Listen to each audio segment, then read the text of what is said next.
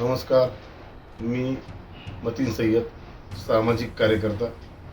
आज जी जलतरण क्रीडा तलावात जे दुर्घटना घडली आहे, 8 ते 9 दिवसापूर्वी म्हणजे 24/5/2024 रोजी मी मागणी केली होती माननीय जिल्हाधिकारी व जिल्हा क्रीडा अधिकारी यांना का संबंधित जलतरण तलावावर तांत्रिक मनुष्य म्हणजे सर्टिफाईड लाईफगार्ड ट्रेनर सुद्धा नाही आणि जेणेकरून सामान्य नागरिकाचे जीव धोक्यात असतो.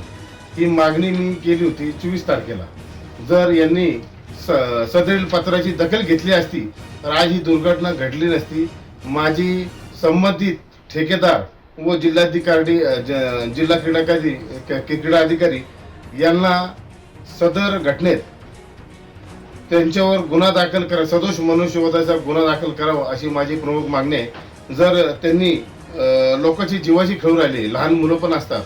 ही जी व्यक्ती आहे, संबंधित व्यक्ती जी आहे 42 वर्षाचे सागर म्हणून एक सर्व्हिसमॅन आहे, ते बिचारा त्याचा बळी पडला आहे ह्या ठेकेदाराच्या हलगर्जीपणाचा. त्याच्यामुळं माझी संबंधित क्रीडाधिकारी व संबंधित ठेकेदार यांच्यावर ताबडतोब आजच्या आज जर सदोष मनुष्यवधाचा गुन्हा दाखल नाही झाला तर मी 5 तारखेपासून माननीय जिल्हाधिकारी कार्यालय यांच्या समोर उपोषणात बसणार आहे.